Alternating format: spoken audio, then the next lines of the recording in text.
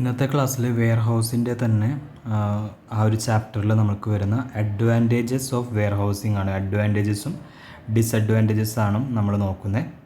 നമുക്കറിയാം wear house ഒത്തിരി അധികം ബിസിനസ് ഓപ്പർച്യൂണിറ്റി അതല്ലെങ്കിൽ ബിസിനസ് അഡ്വാൻറ്റേജസ് എന്നുള്ള രീതിയിൽ വെയർ ഹൗസ് വളരെയധികം യൂസ്ഫുൾ ആയിട്ടുള്ളൊരു കാര്യമാണ് അല്ലേ.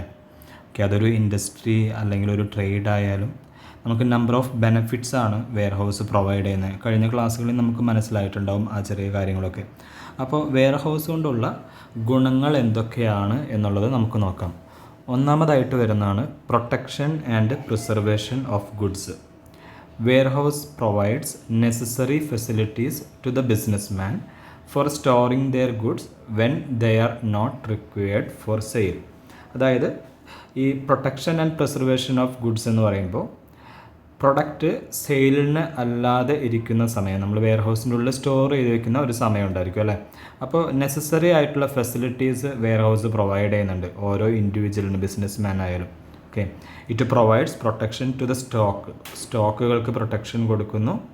അതുപോലെ തന്നെ അവരുടെ സേഫ്റ്റിയും അവരുടെ വേസ്റ്റേജ് ഇല്ല എന്നുള്ള കാര്യങ്ങൾ അതെല്ലാം ഉറപ്പുവരുത്തുന്നു. അതുപോലെ തന്നെ transfer of any document or instrument to another person by signing on its back or face on the slip of paper attach to it. പ്രൊഡക്റ്റുകൾ പെട്ടെന്ന് ഐഡൻറ്റിഫൈ ചെയ്യുന്നതിന് വേണ്ടിയും അതുപോലെ തന്നെ പ്രൊഡക്റ്റുകളുടെ ട്രാൻസ്ഫർ ഈസി ആക്കുന്നതിനൊക്കെ വേണ്ടി ഒരു ഡോക്യുമെൻ്റ് ഒപ്പം ചെയ്യുന്നു വെയർ ഹൗസിലിരിക്കുന്ന സമയം തന്നെ. അതുപോലെ തന്നെ ഏറ്റവും ലേറ്റസ്റ്റ് ആയിട്ടുള്ള ടെക്നോളജീസാണ് വെയർ ഹൗസിൻ്റെ ഉള്ളിൽ ഉപയോഗിക്കുക. അത് എക്യുപ്മെൻറ്റ് ബേസിലായാലും സിസ്റ്റമാറ്റിക് ബേസിലായാലും ഏറ്റവും ലേറ്റസ്റ്റ് ആയിട്ടുള്ള ടെക്നോളജീസ് ആയിരിക്കും വെയർ ഹൗസിൻ്റെ ഉള്ളിൽ ഉണ്ടായിരിക്കും. രണ്ടാമത്തെ ഒരു ബെനിഫിറ്റാണ് regular flow of goods. Many commodities like rice, wheat etcetera are produced during a particular season but are consumed throughout the year. നമ്മൾക്കറിയാം റൈസ്, ഗോതമ്പ് അങ്ങനെയുള്ള വസ്തുക്കൾ അല്ലേ, ഗ്രോസറീസ് ആയിട്ടുള്ള വസ്തുക്കൾ ഒരു പെർട്ടിക്കുലർ സീസണിലായിരിക്കും പ്രൊഡക്ഷൻ നടക്കുന്നത് അല്ലേ. പക്ഷേ അത് throughout the year consume ചെയ്യുന്ന പ്രൊഡക്റ്റുകളാണ്.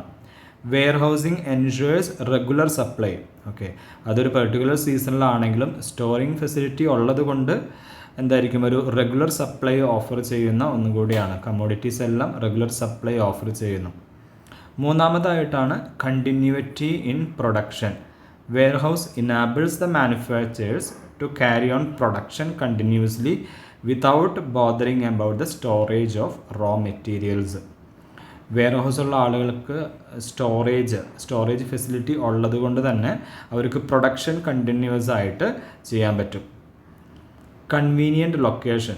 നമ്മൾ പറഞ്ഞു സാധാരണ ഒരു ട്രാൻസ്പോർട്ടേഷൻ ഈസി ആയിട്ടുള്ള ഒരു ഏരിയയിലായിരിക്കും എപ്പോഴും വെയർ ഹൗസ് ഉണ്ടായിരിക്കുക.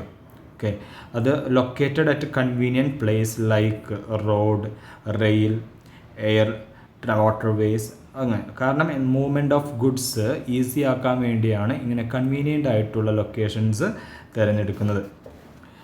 അഞ്ചാമതായിട്ട് വരുന്നതാണ് easy handling. Modern warehouses are generally fitted with mechanical appliances to handle the goods.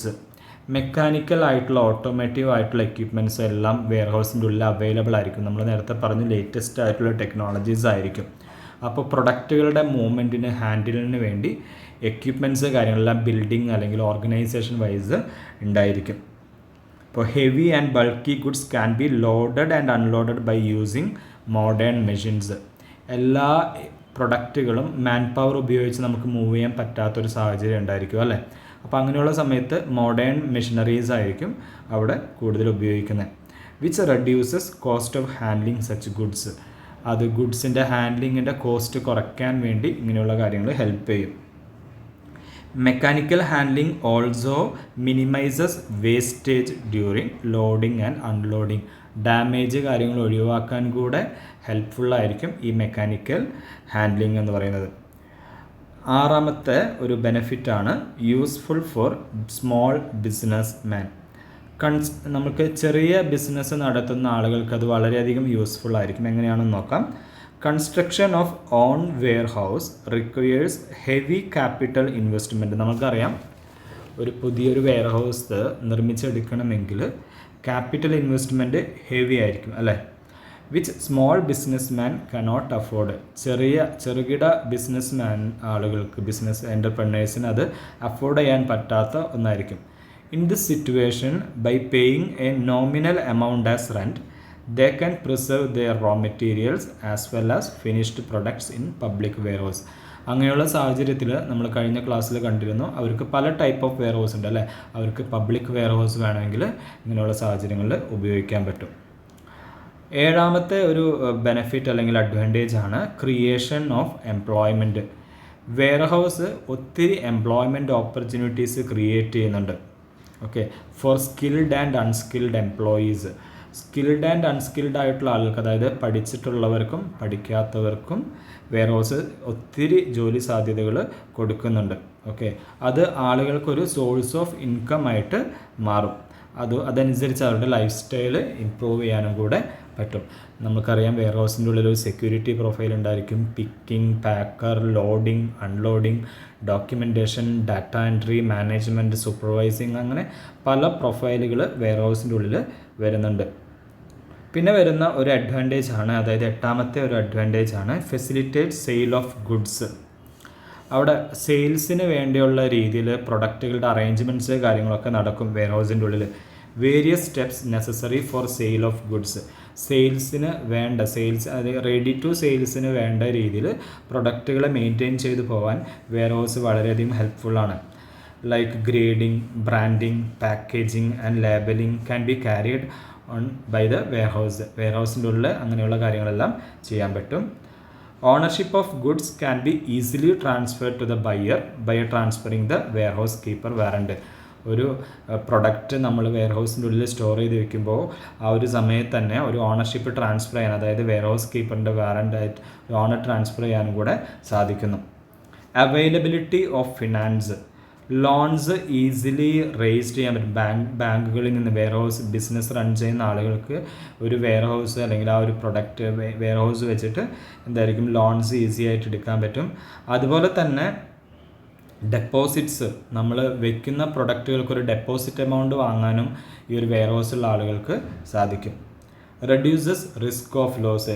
നമ്മൾ ലാസ്റ്റ് പറയുന്ന ഒരു അഡ്വാൻറ്റേജസ് ആണ് റെഡ്യൂസസ് റിസ്ക് ഓഫ് ലോസ് എന്ന് പറയുന്നത്. അതെന്ന് പറയുന്നത് ഒത്തിരി സ്റ്റാഫുകൾ അവിടെ അവൈലബിൾ ആയിരിക്കുമ്പോൾ പ്രൊഡക്റ്റിൻ്റെ സേഫ്റ്റി നമുക്ക് ഉറപ്പുവരുത്താൻ പറ്റും, തെഫ്റ്റ് ഒഴിവാക്കാൻ പറ്റും. അപ്പോൾ അങ്ങനെയുള്ള കുറേ കാര്യങ്ങൾ വെയർ ഹൗസിൻ്റെ ഉള്ളിൽ നമുക്ക് ചെയ്യാം. അതുപോലെ തന്നെ പെരിഷബിൾ ഐറ്റംസ് നമുക്ക് കോൾഡ് സ്റ്റോറേജിൽ വെക്കാം. അതുപോലെ തന്നെ അത്യാവശ്യം നല്ല രീതിയിൽ മെഷീനറീസ് കാര്യങ്ങൾ ഉപയോഗിച്ച് പ്രൊഡക്റ്റിൻ്റെ മൂവ്മെൻറ്റ് കാര്യങ്ങളെല്ലാം ഹാൻഡിൽ ചെയ്യാം. ഇതെല്ലാം വെയർ ഹൗസ് കൊണ്ടുള്ള അഡ്വാൻറ്റേജസ് ആയിട്ടാണ് പറയുന്നത്. അടുത്തതായിട്ടാണ് ഇതിൻ്റെ ഡിസഡ്വാൻറ്റേജസ് വരുന്നത്. ഡിസഡ്വാൻറ്റേജസിൽ ഒന്നാമതായിട്ട് വരുന്നതാണ് ഇൻക്രീസ്ഡ് മാസ്റ്റർ ഡാറ്റ മെയിൻ്റനൻസ്. നമ്മൾക്കറിയാം, നമ്മൾ ഒരു കാര്യം ചെയ്യുമ്പോൾ, അതായത് ഒരു ഫോളോ അപ്പ് ചെയ്യുമ്പോൾ നമുക്ക് ഒരു പ്രൊഡക്റ്റിനെ പറ്റി തന്നെ ഒത്തിരി ഡാറ്റാസ് മെയിൻറ്റെയിൻ ചെയ്ത് പോകേണ്ടി വരും അല്ലേ. അത് കസ്റ്റമറിൻ്റെ ബിസിനസ് എൻറ്റൈറ്റീസ്, അല്ലെങ്കിൽ പ്രൊഡക്റ്റിനെ പറ്റി, അല്ലെങ്കിൽ ഓർഡറിനെ പറ്റി, അങ്ങനെ പല ഡാറ്റകളും ആ ഒരു പ്രൊഡക്റ്റിനെ പറ്റി ഉണ്ടായിരിക്കും. അത് മാനേജ് ചെയ്ത് പോവുക എന്നുള്ളത് അത്യാവശ്യം നല്ല കോംപ്ലക്സ് ആയിട്ടുള്ളൊരു ടാസ്ക്കാണ്. Additional process step for receipt and picking. നമുക്കറിയാം, ഓരോ വെയർ ഹൗസിലും പ്രൊഡക്റ്റ് ഇങ്ങനെ മാറി മാറി പോകുമ്പോൾ അതൊരു ഷട്ടിൽ സർവീസ് പോലെയാണ് അല്ലേ. അപ്പോൾ ഓരോ വെയർ ഹൗസിലേക്ക് ഇപ്പോൾ ചെല്ലുമ്പോഴും ഒരു പുതിയതായിട്ടുള്ള ഒരു റെസിപ്റ്റ് ആയിരിക്കും ക്രിയേറ്റ് ചെയ്യുന്നത്. അതിൽ ഓണർഷിപ്പ്, ലൊക്കേഷൻ, അങ്ങനെയുള്ള കാര്യങ്ങൾ ചേഞ്ച് ചെയ്യുന്നതുകൊണ്ടാണ് അങ്ങനെ വരുന്നത്. അതുപോലെ തന്നെ പിക്കിംഗ് ആയാലും പ്രൊഡക്റ്റ് ചിലപ്പോൾ ബൾക്കായിട്ട് വരുന്ന പ്രൊഡക്റ്റ് ഇൻഡിവിജ്വലായിട്ട് ചെയ്യേണ്ടി വരും. അതേപോലെ തന്നെ കേസായിട്ട് വരുന്ന പ്രൊഡക്റ്റുകൾ പീസായിട്ട് ചെയ്യേണ്ടി വരും. അപ്പോൾ അങ്ങനെയുള്ള വർക്കുകൾ കൂടുതലാണ്. അതുപോലെ തന്നെ requires expert knowledge to configure for maximum benefit. അത്യാവശ്യം നല്ല നോളേജ് ഉള്ളവരായിരിക്കണം അതിൻ്റെ ഉള്ളിൽ ഉണ്ടായിരിക്കേണ്ടത്. More complex to resolve problems caused by incorrect processing. Wrong ആയിട്ടുള്ള ഒരു പ്രോസസ്സിംഗ് ആണ് നടക്കുന്നതെങ്കിൽ കസ്റ്റമറിൻ്റെ നീഡ്സ് കറക്റ്റ് ടൈമിൽ മീറ്റ് ചെയ്യാൻ പറ്റില്ല. അപ്പോൾ അത്യാവശ്യം നല്ല രീതിയിൽ സിസ്റ്റം നോളേജുള്ള, പ്രൊഡക്റ്റ് നോളേജുള്ള ആളുകളായിരിക്കണം എപ്പോഴും വെയർ ഹൗസിൻ്റെ ഉള്ളിൽ ഉണ്ടായിരിക്കേണ്ടത്. ഇൻകറക്റ്റ് പ്രോസസ്സിംഗ് എന്ന് പറയുന്നത് കസ്റ്റമറിനെ ബാധിക്കുന്ന വലിയൊരു ഇഷ്യൂ ആയിരിക്കും. അപ്പോൾ ഇത്രയാണ് ഒരു ബേസിക് ഡിസഡ്വാൻറ്റേജസ് ആയിട്ട് വെയർ ഹൗസിൻ്റെ ഉള്ളിൽ വരുന്നത്. അതുപോലെ തന്നെ ഒരു വെയർ ഹൗസ് സെലക്ട് ചെയ്യുമ്പോൾ എന്തെല്ലാം കാര്യങ്ങളാണ് പരിഗണിക്കുന്നത് എന്ന് നോക്കാം. അതിൽ ഒന്നാമതായിട്ട് വരുന്നതാണ് nature and characteristics of goods to be stored. ഒരു വെയർഹൗസ് ഒരാൾ സ്റ്റാർട്ട് ചെയ്യുമ്പോൾ അല്ലെങ്കിൽ ഒരാൾ റെൻറ്റിന് എടുക്കുമ്പോൾ അല്ലെങ്കിൽ ഒരാൾ വെയർഹൗസ് പണിയുമ്പോൾ അതിൽ ഒന്നാമതായിട്ട് നോക്കുന്നതാണ് നമ്മൾ എന്ത് പ്രൊഡക്റ്റാണോ ഡീൽ ചെയ്യുന്നത് അതിൻ്റെ ക്യാരക്ടറിസ്റ്റിക്സ്, അതിൻ്റെ ഷേപ്പ്, ഡിസൈൻ, അങ്ങനെയുള്ള കാര്യങ്ങൾ നോക്കും. അതുപോലെ തന്നെ nature of handling equipments available, material ഹാൻഡ്ലിങ്ങിന് ആവശ്യമായിട്ടുള്ള എക്യുപ്മെൻറ്റ്സ് അവൈലബിൾ ആണോ എന്നുള്ള കാര്യം ഉറപ്പുവരുത്തും. ഡ്യൂറേഷൻ ഓഫ് സ്റ്റോറേജ്, ഒരു പ്രൊഡക്റ്റിൻ്റെ സ്റ്റോറേജ് എത്ര നാളാണ് എന്നുള്ളത് നമ്മൾ നോക്കേണ്ടി വരും. ഷോർട്ട് ടൈം ആണോ ലോങ് ടൈം ആണോ എന്നുള്ള കാര്യങ്ങൾ നോക്കേണ്ടി വരും. The need for other activities like repackaging, labelling, kitting etcetera. റീപാക്കേജിങ്ങിനും ലേബലിങ്ങിനും കിറ്റിങ്ങിനും ഒക്കെയുള്ള ഫെസിലിറ്റീസ് കാര്യങ്ങളുണ്ടോ എന്നുള്ളത് ഉറപ്പുവരുത്തണം. Access and parking for vehicles, നമ്മൾ നേരത്തെ പറഞ്ഞ പോലെ ട്രാൻസ്പോർട്ടേഷൻ ഈസി ആയിട്ടുള്ള ഏരിയാസ് ആണോ, അതുപോലെ തന്നെ പാർക്കിംഗ് ഫെസിലിറ്റീസ് ഉണ്ടോ, വണ്ടികൾക്ക് എപ്പോഴും വന്നു പോകാൻ പറ്റുന്ന ഒരു ഏരിയ ആണോ എന്നുള്ള കാര്യങ്ങൾ കൂടെ ചെക്ക് ചെയ്യണം. Number of loading docks required. Loading docks എന്ന് പറഞ്ഞു കഴിഞ്ഞാൽ നമുക്കറിയാം ഒരു പ്ലാറ്റ്ഫോമാണ്, അതായത് ഈ വണ്ടികൾക്കൊക്കെ വന്നു പോകാൻ പറ്റുന്ന ഒരു പ്ലാറ്റ്ഫോം. അങ്ങനെയുള്ള നമ്മൾ സാധാരണ വെയർഹൗസ് നോക്കി അറിയാൻ പറ്റും. വെയർഹൗസിൻ്റെ ആ ഒരു ഫ്ലോറേജ് വരുന്നത് വണ്ടികൾക്ക് അടുക്കാവുന്ന ഒരു രീതിയിലായിരിക്കും അല്ലേ. അപ്പോൾ അങ്ങനെയുള്ള ഫെസിലിറ്റീസ് ഉണ്ടോ എന്ന് നോക്കണം. അതുപോലെ തന്നെ സെക്യൂരിറ്റി അല്ലെങ്കിൽ സെക്യൂർഡ് ആയിട്ടുള്ള ഒരു കോമ്പൗണ്ട് ആണോ എന്നുള്ള കാര്യങ്ങളും കൂടെ ഉറപ്പുവരുത്തണം. അപ്പോൾ ഇത്രയും കാര്യങ്ങളാണ് ഒരു വെയർഹൗസിൻ്റെ സെലക്ഷൻ്റെ സമയത്ത് കൺസിഡർ ചെയ്യുന്ന ഫാക്ടേഴ്സായിട്ട് വരുന്നത്. ബാക്കി നമുക്ക് അടുത്ത ക്ലാസ്സിൽ നോക്കാം.